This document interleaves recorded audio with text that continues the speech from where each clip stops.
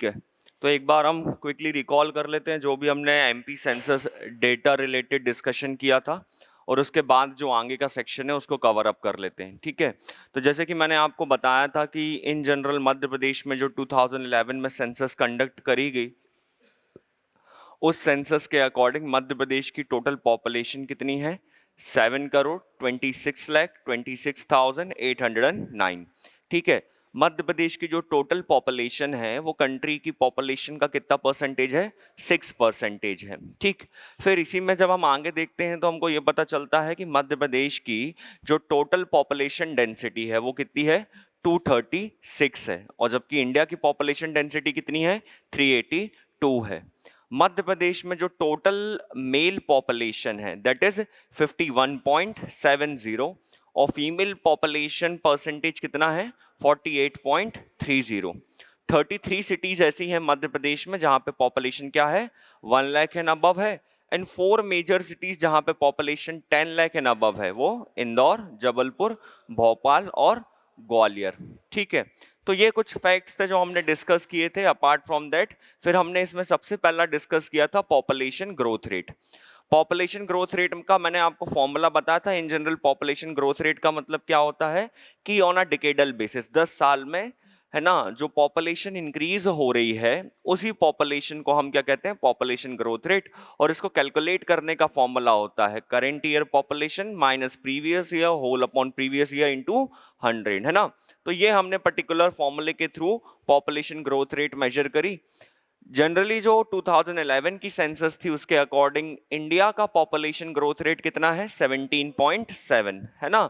और मध्य प्रदेश की जो पॉपुलेशन है ना, उसका ग्रोथ रेट कितना है? 20.35% है। ठीक, फिर इसमें हमने ये डिस्कस किया था कि ऐसे कौन कौन से डिस्ट्रिक्ट है जहां पे मैक्सिमम और मिनिमम पॉपुलेशन ग्रोथ रेट है, डिकेडल ग्रोथ रेट है। तो कौन कौन से डिस्ट्रिक्ट है जहां पे मैक्सिमम है? इंदौर, झाबुआ, भोपाल। और उसके बाद फिर सबसे कम कहां पे है? अनूपपुर, बैतूल और छिंदवाड़ा। ठीक, फिर हमने डिस्कस किया था मध्य प्रदेश का सेक्स रेशियो। तो सेक्स रेशियो में मैंने आपको बताया था सेक्स रेशियो कैसे कैलकुलेट होता है, the total number of females upon total number of males into 1000, हमेशा 1000 के रेशियो में होगा। तो जो इंडिया का सेक्स रेशियो है दैट इज 943, और मध्य प्रदेश का सेक्स रेशियो कितना है? 931। मध्य प्रदेश का एक ऐसा डिस्ट्रिक्ट जिसका सेक्स रेशियो मध्य प्रदेश के सेक्स रेशियो के इक्विवेलेंट है दैट इज रीवा, है ना। और मैक्सिमम सेक्स रेशियो कहां पे है? तो बालाघाट, अलीराजपुर, मंडला एंड डिंडोरी। सबसे कम सेक्स रेशियो कहां पे है? भिंड, मुरैना, ग्वालियर। फिर हमने चाइल्ड सेक्स रेशियो भी डिस्कस किया था, और रूरल और अर्बन सेक्स रेशियो भी डिस्कस किया था। रूरल सेक्स रेशियो कितना है मध्य प्रदेश में? दैट इज 9, कितना है याद किया? 936। अर्बन सेक्स रेशियो कितना है? 918। और अल्टीमेटली जब हम देखते हैं कि चाइल्ड सेक्स रेशियो कितना है, तो चाइल्ड सेक्स रेशियो भी कितना है मध्य प्रदेश में? That is 918। क्लियर। फिर इसमें हमको चाइल्ड सेक्स रेशियो में मैक्सिमम और मिनिमम की अगर हम बात करें तो मैक्सिमम चाइल्ड सेक्स रेशियो कहां पे है?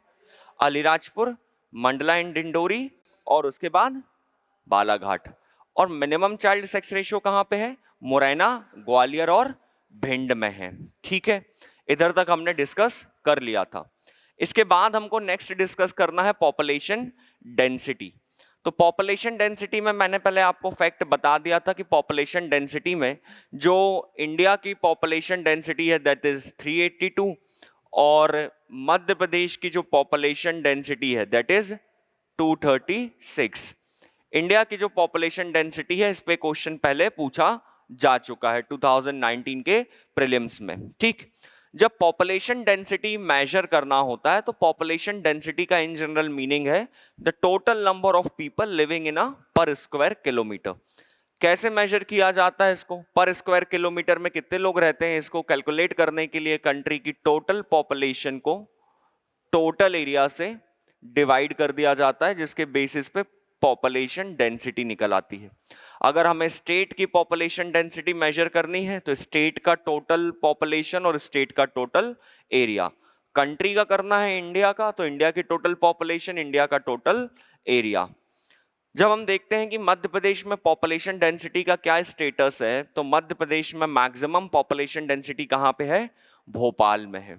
भोपाल, इंदौर, जबलपुर और ग्वालियर। ठीक है, सबसे कम पॉपुलेशन डेंसिटी कहां पे है? डिंडोरी, श्योपुर और पन्ना में है। ठीक है, सबसे कम पॉपुलेशन डेंसिटी है भोपाल में। इन जनरल जो पॉपुलेशन डेंसिटी है वहां पे 855 पर्सन है पर स्क्वायर किलोमीटर में। वहां पे लिखा नहीं है, जरूरत नहीं है, बट बता देता हूं मैं।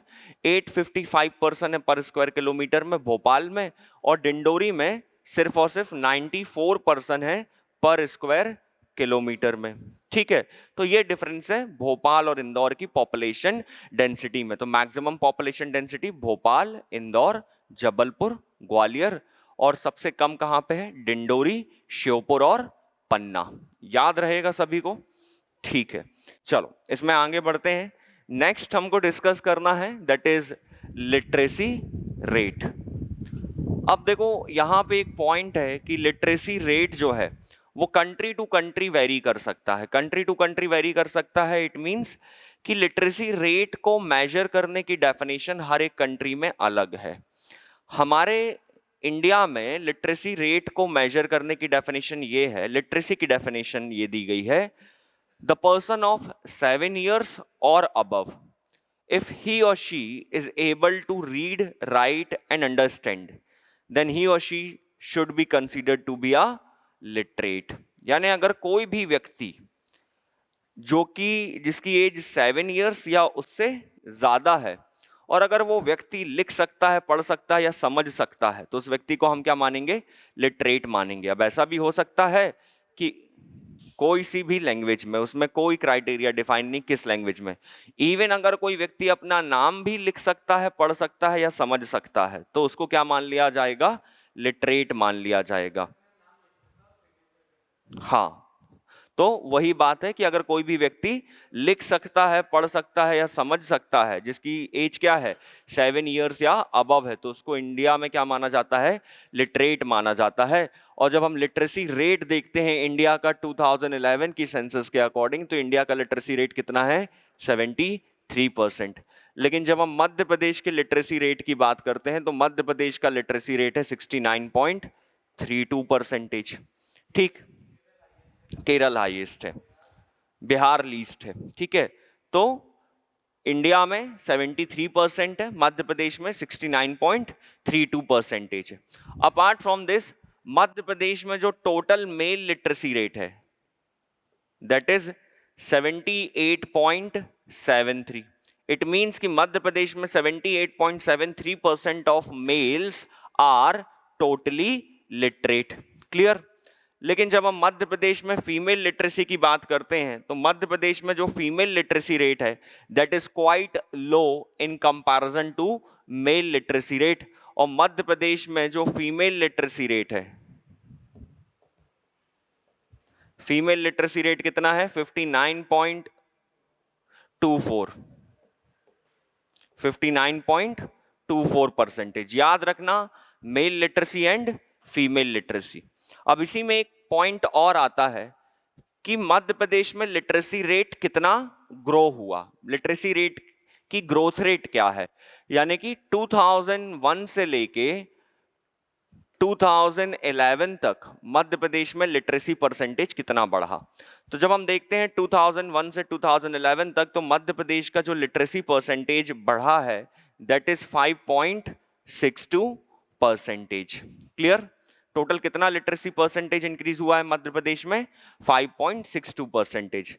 लेकिन अगर हम मेल और फीमेल में सेपरेटली बात करें कि मेल में कितना लिटरेसी ग्रोथ रेट देखने को मिला, यानी कितने परसेंटेज ऑफ मेल 2000 से 2011 तक आते आते और ज्यादा लिटरेट हो गए, और कितनी फीमेल 2001 से 2011 आते आते तक लिटरेट हो गए। तो यहां पे हमको देखने को मिलता है कि जो मेल है उसमें लिटरेसी ग्रोथ रेट कितना है? सिर्फ 2.6%। लेकिन फीमेल में कितना है? 8.9%। इससे हमें क्या समझ में आता है कि फीमेल में लिटरेसी ग्रोथ रेट ज्यादा हुआ है, मेल में लिटरेसी ग्रोथ रेट क्या है? कम है। लेकिन आपके लिए सबसे इंपॉर्टेंट पॉइंट क्या है? आपके लिए सबसे इंपॉर्टेंट पॉइंट ये 3 पॉइंट है, और लिटरेसी ग्रोथ रेट में ये सबसे इंपॉर्टेंट पॉइंट है। आपसे अगर पूछा जाएगा ना प्रीलिम्स में तो यही पूछा जाएगा लिटरेसी ग्रोथ रेट में कि मध्य प्रदेश का ओवरऑल लिटरेसी ग्रोथ रेट कितना है। Male female literacy growth rate अगर पूछता है तो ये समझिएगा कि वो one of the most difficult question है फिर, ठीक है।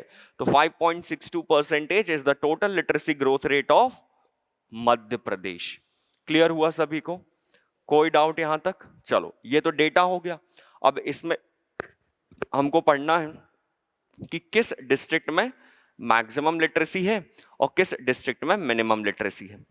जब हम बात करते हैं मैक्सिमम और मिनिमम लिटरेसी की, तो मध्य प्रदेश में जो जबलपुर डिस्ट्रिक्ट है वहां पे क्या है, मैक्सिमम लिटरेसी है। और जैसे कि मैंने आपको कल एक फैक्ट बताया था कि इंडिया का जो one of the most backward district है और एक तरह से जो मोस्ट इलिटरेट डिस्ट्रिक्ट है इंडिया का, वो कौन सा है, अलीराजपुर है। तो सबसे कम लिटरेसी रेट कहाँ पे होगा, अलीराजपुर में होगा। जबलपुर में है ना, जहां पे मैक्सिमम लिटरेसी रेट है, जबलपुर का लिटरेसी रेट कितना है, 81.1% समथिंग है। और जब हम मिनिमम लिटरेसी रेट की बात करते हैं तो अलीराजपुर में जो लिटरेसी रेट है दैट इज 36.1%। ठीक, तो ये हमको डिफरेंस देखने को मिलता है। अब जब हम इसी क्रोनोलॉजी में देखते हैं कि लिटरेसी रेट मैक्सिमम कहाँ पे है, तो सबसे पहले ज़्यादा कहाँ पे है, जबलपुर पे है। फिर कहाँ पे है, इंदौर में है। Jabalpur, Indore, then Bhopal and then Balaghat. Jabalpur, Indore, Bhopal and Balaghat. ठीक, उसके बाद मिनिमम लिटरेसी रेट कहाँ पे है, तो Alirajpur, then Jhabua and then Barwani. तीनों ही ट्राइबल डोमिनेटेड डिस्ट्रिक्ट है। ठीक है, तो अलीराजपुर, झाबुआ एंड बड़वानी, आप 3 डिस्ट्रिक्ट याद रखो, that will be more than sufficient under the literacy rate. ठीक, अलीराजपुर, झाबुआ, बड़वानी में सबसे कम लिटरेसी रेट है, जबलपुर, इंदौर, भोपाल में सबसे ज्यादा लिटरेसी रेट है। क्लियर? अब इसी में 2 फैक्ट और आते हैं कि मेल और फीमेल लिटरेसी रेट सबसे ज्यादा और सबसे कम किस डिस्ट्रिक्ट में है। ठीक है, तो जब हम मेल लिटरेसी रेट की बात करते हैं तो मेल लिटरेसी रेट जो है वो जबलपुर और इंदौर में सबसे ज्यादा है, दोनों में सेम है, इक्विवेलेंट है। ओवरऑल लिटरेसी रेट जबलपुर में ज्यादा है, लेकिन मेल लिटरेसी रेट कहां पे सबसे ज्यादा है, जबलपुर और इंदौर दोनों जगह है। और मेल लिटरेसी रेट सबसे कम कहां पे होगा, एक ही डिस्ट्रिक्ट है, दैट इज अलीराजपुर। फिर जब हम फीमेल लिटरेसी रेट की बात करते हैं तो फीमेल लिटरेसी रेट मैक्सिमम कहां पे पाया जाता है, फीमेल लिटरेसी रेट मैक्सिमम है भोपाल डिस्ट्रिक्ट में। ये एक फैक्ट आपसे पूछा जा सकता है कि किस पर्टिकुलर डिस्ट्रिक्ट में फीमेल लिटरेसी रेट मैक्सिमम है, तो आपको याद रखना है भोपाल डिस्ट्रिक्ट में। और सबसे कम कहां पे होगा, तो एक ही डिस्ट्रिक्ट है, दैट इज अलीराजपुर। क्लियर हुआ सभी को? कोई डाउट? चलो 5 मिनट दे रहा हूं, 2 मिनट दे रहा हूं, 5 मिनट नहीं, सिर्फ 2 मिनट लगेंगे। 2 बॉक्स पढ़े, जल्दी से यहां तक याद कर लो ये फैक्ट। उसके बाद फिर हम आगे बढ़ के शेड्यूल कास्ट और शेड्यूल ट्राइब पॉपुलेशन डिस्कस करेंगे। ना ना ना, नंबर याद नहीं करना है। नंबर कौन सा? नहीं नहीं, डिस्ट्रिक्ट में कितना परसेंटेज है ये याद नहीं करना है, जो मैंने सिर्फ बताया है सिर्फ उतना याद करना है। 69.32, 5.62, फिर मेल और फीमेल का लिटरेसी ग्रोथ लिटरेसी रेट वो याद करना है। आगे बढ़ते हैं। नेक्स्ट जो हमको डिस्कस करना है वो 3 अब मेजर सेक्शन है इसके अंडर में, schedule caste population, schedule tribe population और अर्बनाइजेशन। और शेड्यूल कास्ट और शेड्यूल ट्राइब पॉपुलेशन का सेक्शन ऐसा है सेंसस में जिस पे क्वेश्चन ऑलमोस्ट आता ही आता है ना। 2018 के प्रीलिम्स में पूछा गया, 2019 के प्रीलिम्स में पूछा गया। अच्छा, जब हम शेड्यूल कास्ट और शेड्यूल ट्राइब के पॉपुलेशन को पढ़ेंगे तो इन जनरल हम इनको पॉपुलेशन नंबर के बेसिस पे भी पढ़ेंगे और परसेंटेज वाइज भी पढ़ेंगे। यानी हमको ये भी पढ़ना है कि शेड्यूल कास्ट शेड्यूल ट्राइब की पॉपुलेशन इन नंबर मैक्सिमम और मिनिमम कहाँ पे है और परसेंटेज वाइज मैक्सिमम और मिनिमम कहाँ पे है। ठीक है, तो जब हम बात करते हैं शेड्यूल कास्ट पॉपुलेशन की तो 2011 सेंसस के अकॉर्डिंग मध्य प्रदेश में जो टोटल शेड्यूल कास्ट पॉपुलेशन है दैट इज 15.6%। मध्य प्रदेश में एससी पॉपुलेशन कम है, एसटी पॉपुलेशन ज्यादा है। एक ट्राइबल स्टेट है in general Madhya Pradesh on the basis of percentage. ठीक, तो जब हम शेड्यूल कास्ट पॉपुलेशन की बात करते हैं तो इनका परसेंटेज रेशियो 15.6 है। और जब हम नंबर के बेसिस पे मैक्सिमम और मिनिमम शेड्यूल कास्ट पॉपुलेशन की बात करते हैं तो अगर देखा जाए तो मैक्सिमम शेड्यूल कास्ट पॉपुलेशन किस किस डिस्ट्रिक्ट में है, तो इंदौर, उज्जैन और सागर, यहां पे क्या है, मैक्सिमम शेड्यूल कास्ट पॉपुलेशन है। पहले कोशिश करना कि एससी एसटी में एटलीस्ट 3 डिस्ट्रिक्ट याद हो जाएं। जब 3 डिस्ट्रिक्ट अच्छे से याद हो जाएं तब 4th डिस्ट्रिक्ट की तरफ मूव करना, अदरवाइज 3 डिस्ट्रिक्ट याद कर लोगे that will be more than sufficient, है ना।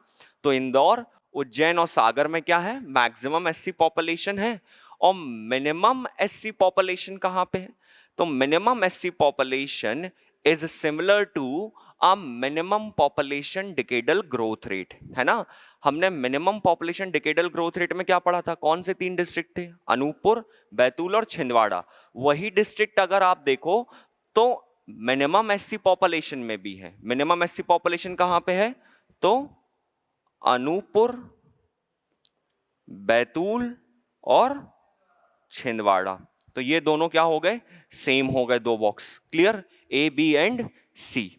ये तो हो गया पॉपुलेशन वाइज। अब इसी में आता है percentage wise. Percentage wise maximum SC population और मिनिमम एससी पॉपुलेशन। तो जब हम percentage wise maximum SC population की बात करते हैं तो मैक्सिमम एससी पॉपुलेशन कहां पे है, उज्जैन, दतिया एंड टीकमगढ़, क्लियर। ये मैक्सिमम एससी पॉपुलेशन है परसेंटेज वाइज। अब minimum SC population percentage wise कहां पे होगा, तो इसको आप शॉर्ट से याद रख सकते हो, वहां पे जैम, जैम यानी जे फॉर झाबुआ। अब देखो इस बात को समझो कि मिनिमम एससी पॉपुलेशन तो उसी डिस्ट्रिक्ट में होगी ना जहां पे एसटी पॉपुलेशन क्या है, ज्यादा है।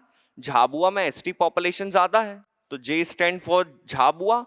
ए यानी कि अलीराजपुर, अलीराजपुर में भी ज्यादा है एसटी पॉपुलेशन, अलीराजपुर। और उसके बाद फिर मंडला, मंडला में भी एसटी पॉपुलेशन ज्यादा है। झाबुआ अलीराजपुर में इन जनरल आपको भील ट्राइब मिलेगी और मंडला में आपको गोंड और बैगा ट्राइब देखने को मिलेगी, ठीक है। तो झाबुआ, अलीराजपुर और मंडला, क्लियर रहेगा सभी को। एससी पॉपुलेशन कितनी है, 15.6 है।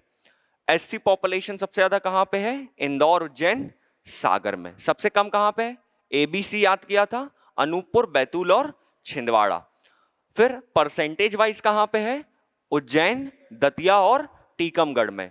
और परसेंटेज वाइज सबसे कम कहां पे, जैम, झाबुआ, अलीराजपुर और मंडला, जैम है। अब अलीराजपुर से अनूपपुर भी आता है, बट इस बात को याद रखो Alirajpur is a tribal dominated district. तो जहां पे ट्राइबल पॉपुलेशन ज्यादा है वहां पे एससी पॉपुलेशन कैसे ज्यादा हो सकती है, तो झाबुआ, अलीराजपुर एंड मंडला। क्लियर होगा सभी को, कोई डाउट यहां तक। अब इसमें एक सेक्शन और है, वो सेक्शन क्या है कि decadal growth rate SC population की किस डिस्ट्रिक्ट में सबसे ज्यादा है।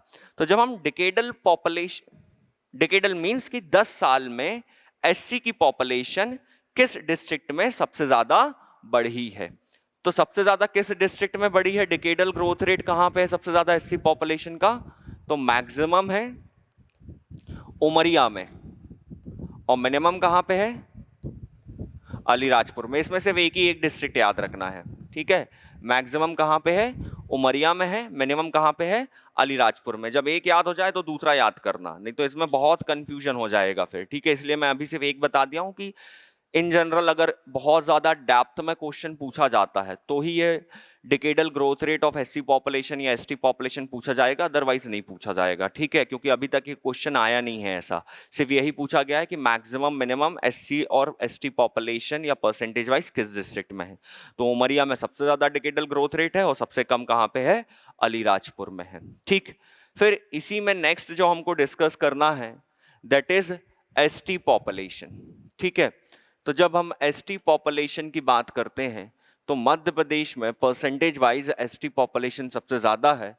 मध्य प्रदेश में टोटल एसटी पॉपुलेशन कितनी है, 21.1% है, क्लियर। और ये फैक्ट आपको याद रखना है कि मध्य प्रदेश में टोटल एसटी पॉपुलेशन कितनी है, तो 21.1% है। यहां से आपको पॉइंट ऑफ फैक्ट बन सकता है एसटी और एसटी परसेंटेज पॉपुलेशन। ठीक, फिर जब हम बात करते हैं अब एसटी पॉपुलेशन की, तो फिर वही नंबर के बेसिस में मैक्सिमम और मिनिमम पढ़ना है और उसके बाद परसेंटेज बेसिस पे। पहले हम पॉपुलेशन वाइज यानी कि नंबर बेसिस पे डिस्कस कर लेते हैं। जब हम ये देखते हैं कि नंबर वाइज यानी कि पॉपुलेशन नंबर के बेसिस पे मैक्सिमम एसटी पॉपुलेशन किस डिस्ट्रिक्ट में है, तो सबसे ज्यादा एसटी पॉपुलेशन कहाँ पे है, धार, देन बड़वानी, देन झाबुआ। तीनों ही डिस्ट्रिक्ट क्या है, ट्राइबल डोमिनेटेड डिस्ट्रिक्ट है। तो सबसे ज्यादा एसटी पॉपुलेशन हमको कहाँ कहाँ देखने को मिलेगी, धार, बड़वानी और झाबुआ में देखने को मिलेगी। धार, बड़वानी एंड झाबुआ। लेकिन जब हम देखते हैं कि सबसे कम एसटी पॉपुलेशन कहां पे है, तो सबसे कम एसटी पॉपुलेशन हमको मध्य प्रदेश के चंबल बेल्ट में देखने को मिलती है। यहां पे किस डिस्ट्रिक्ट में, तो भिंड, दतिया एंड मुरैना।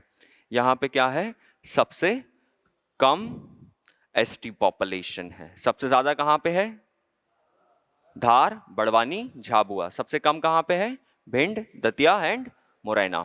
क्लियर।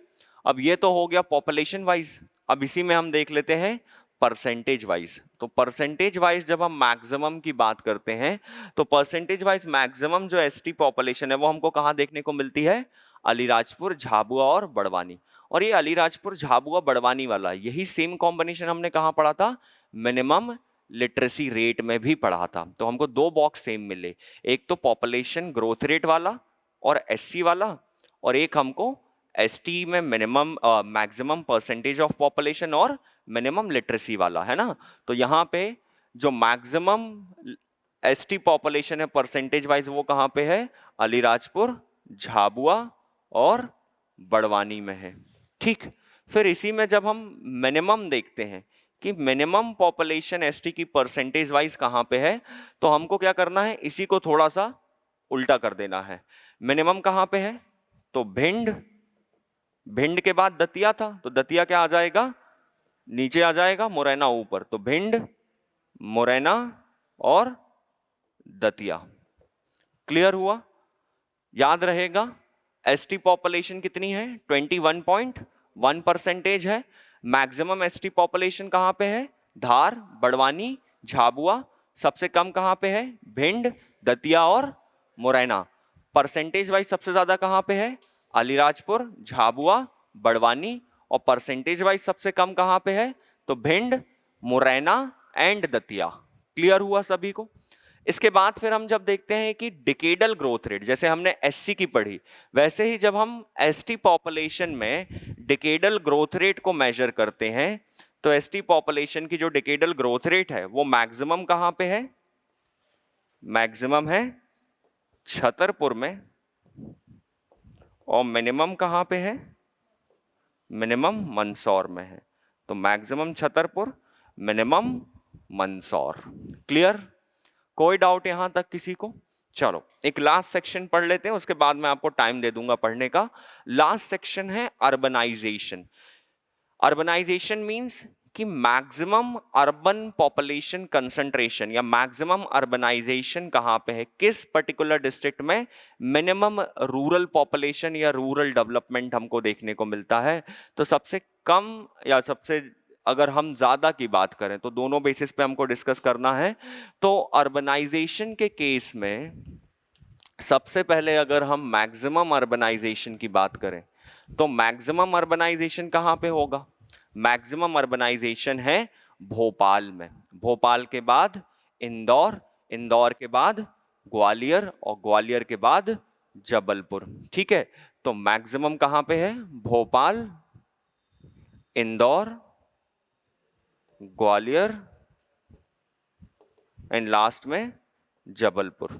ठीक, फिर जब हम बात करते हैं मिनिमम अर्बनाइजेशन की, तो मिनिमम अर्बनाइजेशन हमको कहां पे देखने को मिलता है, सबसे पहला कौन सा आएगा, डिंडोरी। अच्छा, इस बात को याद रखना, पॉपुलेशन डेंसिटी भी भोपाल में सबसे ज्यादा है और डिंडोरी में सबसे कम है। अर्बनाइजेशन भी सबसे ज्यादा कहां पे है, भोपाल में है और सबसे कम कहाँ पे है? डिंडोरी में है।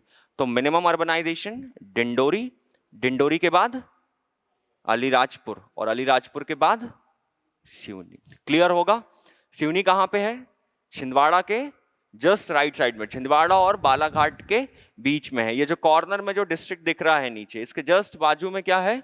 सिवनी है। ठीक है, तो हाँ सॉरी, सिवनी और इधर पे है छिंदवाड़ा, है ना, मेरी गलती। चलो, तो डिंडोरी, डिंडोरी के बाद फिर क्या है? अलीराजपुर है ना, क्योंकि one of the most backward है अलीराजपुर, और उसके बाद फिर क्या है? सिवनी है। क्लियर?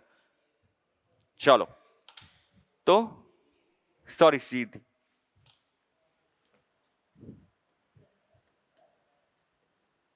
ये 3 डिस्ट्रिक्ट याद रखने हैं, इसमें भी और इसमें भी। अगर चौथा याद हो जाए तो मच बेटर है। रीजन बीइंग, फोर्थ इसलिए याद रखना है इसमें क्योंकि जो जबलपुर है वो अगर देखा जाए तो अर्बनाइजेशन में जो 4 डिस्ट्रिक्ट दिए गए हैं, भोपाल, इंदौर, ग्वालियर और जबलपुर, यही 4 district one of the most developed district है मध्य प्रदेश के। तो इस पर्सपेक्टिव से हमको 4 डिस्ट्रिक्ट याद रखना है जहां पे मैक्सिमम अर्बनाइजेशन है, और 3 डिस्ट्रिक्ट याद रखना है जहां पे सबसे कम अर्बनाइजेशन है, Dindori, Alirajpur and Sidhi. Clear होगा सभी को? याद हो जाएगी सेंसस अब आराम से। चलो एक बार रिकॉल कर लो जितना पढ़ा है अभी, कोई डाउट हो तो पूछ लो, उसके बाद नेक्स्ट टॉपिक शुरू करेंगे, एजुकेशन इन मध्य प्रदेश।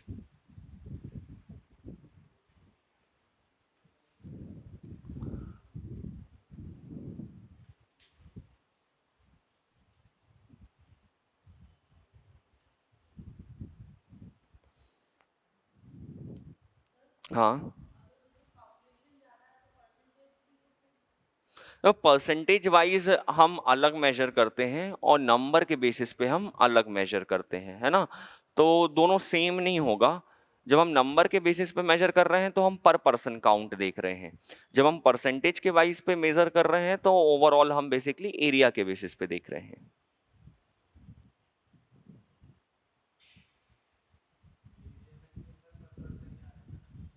हाँ हाँ, एरिया में पर्सन आएगा बट हम पर पर्सन काउंट नहीं देख रहे, हम परसेंटेज के बेसिस पे देख रहे हैं। परसेंटेज में अब क्या होगा, जैसे मैंने कहा कि भोपाल में 80 इंडिविजुअल्स हैं और मैंने कहा कि इंदौर में कितने लोग हैं, 100 लोग हैं, तो परसेंटेज बेसिस है ना। अगर परसेंटेज बेसिस पे देखें तो कहाँ पे फिर पॉपुलेशन ज़्यादा है? परसेंटेज बेसिस पे भी इंदौर में ज़्यादा है, नंबर के बेसिस पे भी इंदौर में ज़्यादा है। लेकिन ऐसा हो सकता है कि परसेंटेज काउंट कुछ और हो और नंबर काउंट क्या हो, कुछ और हो। ऑफिशियल अब आज जाना और 2011 की सेंसस डाउनलोड करना और उसमें देखना, ठीक है। मध्य प्रदेश कैसे पहले से 5वें नंबर पे हो जाएगा जब ऑलरेडी मध्य प्रदेश में पॉपुलेशन ही नहीं थी उतनी 2011 में। मध्य प्रदेश 5th रैंक पे तो 2014 में आया है ना, सेंसस के बाद आया है, पहले से मध्य प्रदेश 5th रैंक पे था ही नहीं, क्योंकि मध्य प्रदेश में उतनी पॉपुलेशन ही नहीं थी। और पॉपुलेशन इसलिए नहीं थी क्योंकि Andhra Pradesh was one of the largest state in terms of population in comparison to Madhya Pradesh, और आंध्र प्रदेश ही 5th पे रहता अगर आंध्र प्रदेश 2 हिस्सों में नहीं बंटता तो। अब आंध्र प्रदेश 2 हिस्सों में बंट गया, एक तेलंगाना बन गया, एक आंध्र प्रदेश स्टेट बन गया, इसके चलते Madhya Pradesh ultimately 5th rank पे आ गया।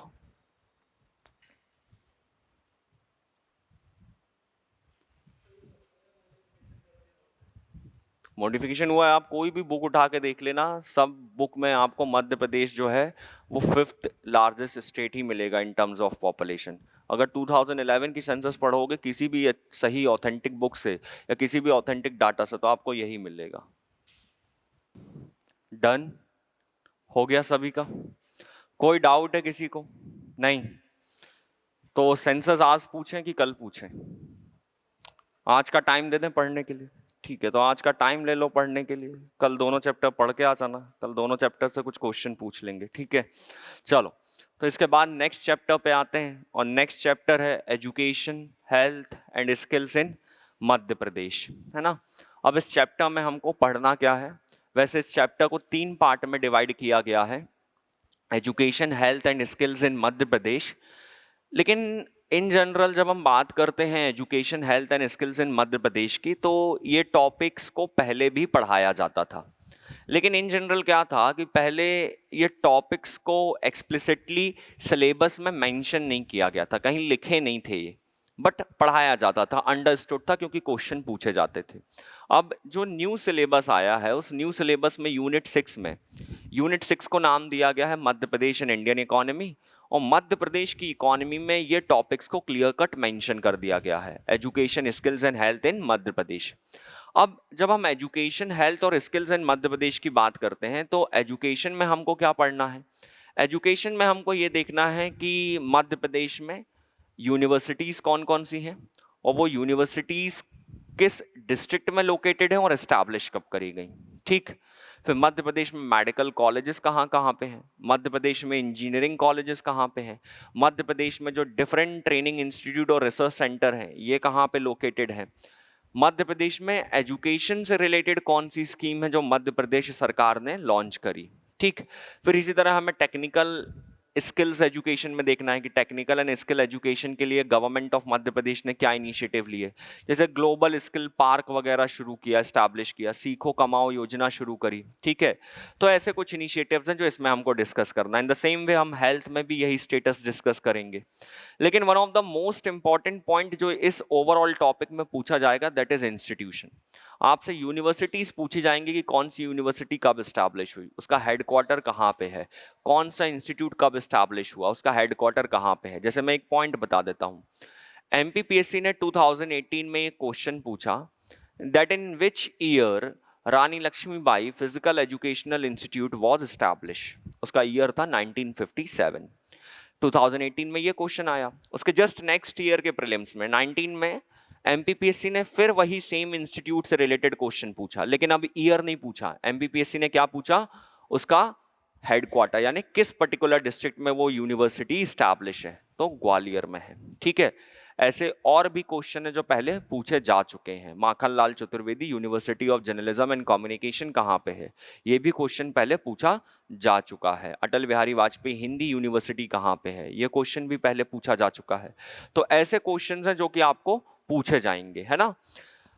तो जब हम बात करते हैं मध्य प्रदेश में एजुकेशन की, तो हर एक स्टेट में एजुकेशन को डेवलप करने के लिए या एजुकेशन क्वालिटी को इन्हांस्ड करने के लिए सस्टेनेबल डेवलपमेंट गोल्स को फॉलो किया जाता है। अब सस्टेनेबल डेवलपमेंट गोल्स हैं क्या, आपके एमपी इकोनॉमी के सिलेबस में एक टॉपिक भी है सस्टेनेबल डेवलपमेंट गोल्स। ठीक है, इन जनरल 2015 में यूनाइटेड नेशन कॉन्फ्रेंस ऑर्गेनाइज होती है।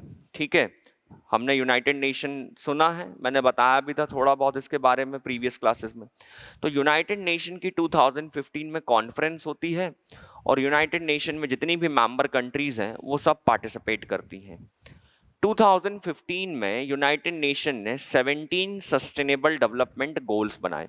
सस्टेनेबल डेवलपमेंट का मतलब क्या है कि प्रेजेंट में रिसोर्सेज को इस तरह से यूटिलाइज करना ताकि आने वाले समय में भी रिसोर्सेज ऑप्टिमम लेवल पे अवेलेबल रहें। और वो 17 सस्टेनेबल डेवलपमेंट गोल्स को अचीव करने का टारगेट सेट किया गया, that the such 17 sustainable development goals should be achieved by 2030। Her country को वो सस्टेनेबल डेवलपमेंट गोल्स अचीव करना है। तो इंडिया ने भी वो 17 सस्टेनेबल डेवलपमेंट गोल्स को अचीव करने के लिए विद इन द कंट्री, हर एक स्टेट, हर एक यूनियन टेरिटरी पे स्पेसिफिकली 17 गोल्स पे काम करना शुरू किया।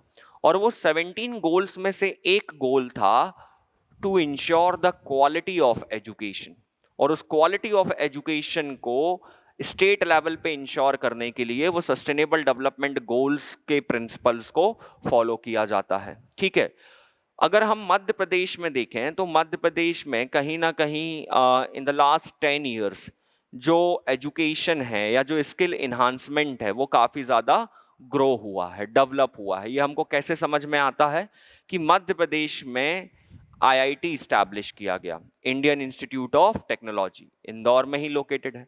मध्य प्रदेश में आईआईएम इस्टेब्लिश किया गया, that is Indore Indian institute of management, Indore में ही लोकेटेड है। मध्य प्रदेश में भोपाल डिस्ट्रिक्ट में एनआईटी इस्टेब्लिश हुआ।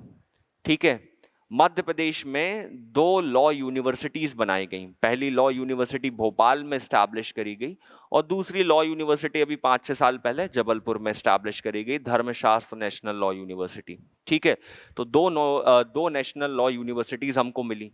इसी के साथ साथ फिर हम ये भी देखते हैं कि जब 2020 में न्यू एजुकेशन पॉलिसी आई, तो न्यू एजुकेशन पॉलिसी को ध्यान में रखते हुए मध्य प्रदेश में डिस्ट्रिक्ट लेवल पे सीएम राइज स्कूल एस्टैब्लिश किए जाएंगे।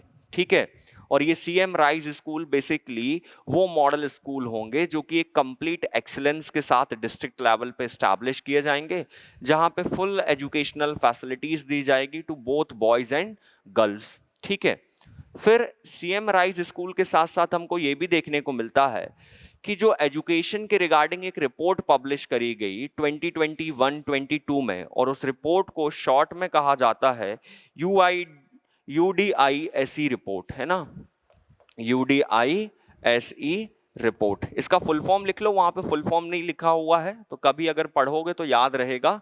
इसका फुल फॉर्म है unified district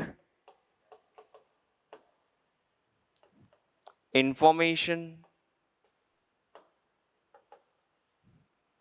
system for education. यानी डिस्ट्रिक्ट लेवल पे जो स्कूल का डाटाबेस है वो इस रिपोर्ट के थ्रू पब्लिश किया जाता है कि एक डिस्ट्रिक्ट में कितने ओवरऑल स्कूल्स हैं, उन स्कूल्स में कितना ज़्यादा चिल्ड्रंस का इनरोलमेंट है, तो वो मेनली इसमें पब्लिश किया जाता है। That is unified district information system for education. तो जब हम मध्य प्रदेश में टोटल चिल्ड्रंस के इनरोलमेंट की बात करते हैं, चिल्ड्रंस का इनरोलमेंट का मतलब क्या हुआ कि कितने नंबर्स ऑफ चाइल्ड स्कूल्स में एडमिशन ले रहे हैं, इनरोल हो रहे हैं एजुकेशन अटेन करने के लिए।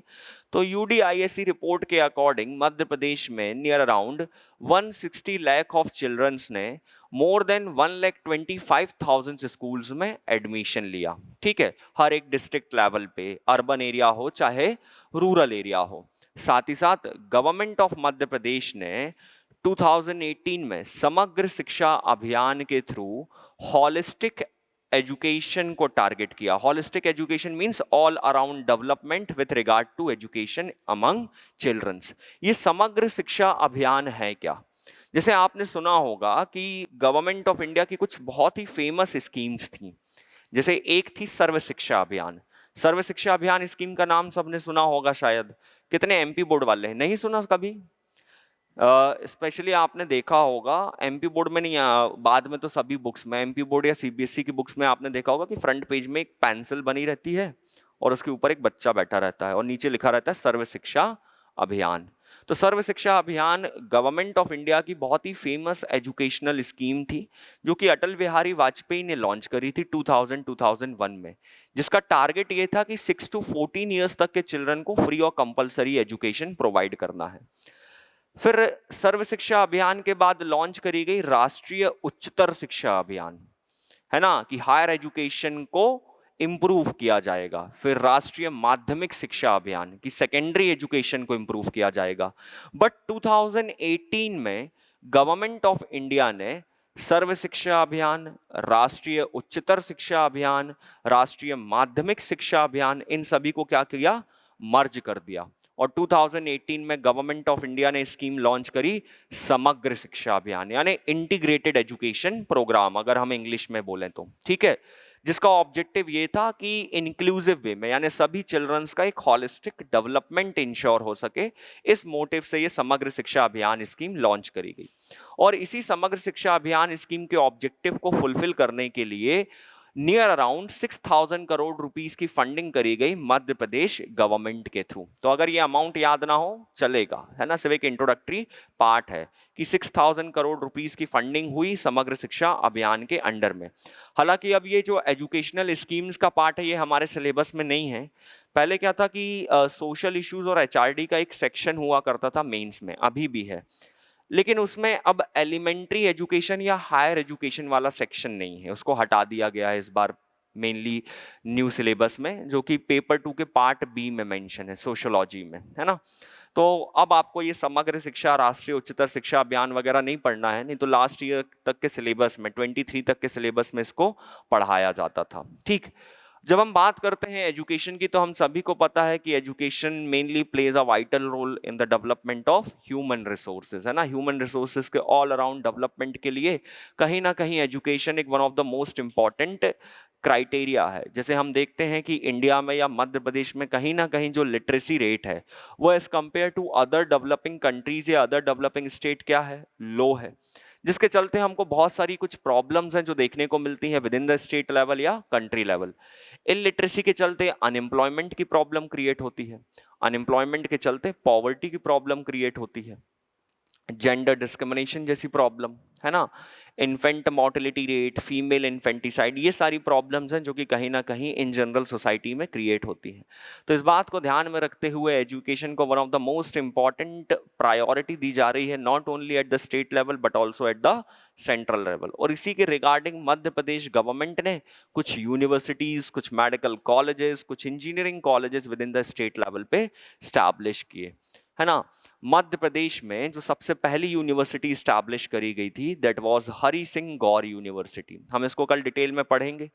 क्वेश्चन ये आता है सर इतनी सारी यूनिवर्सिटीज हैं, इनके ईयर कैसे याद होंगे, वो भी मैं बता दूंगा कैसे याद होंगे, मैं यहीं करवा दूंगा उसको याद, उसको घर जाके याद करने की जरूरत भी नहीं पड़ेगी।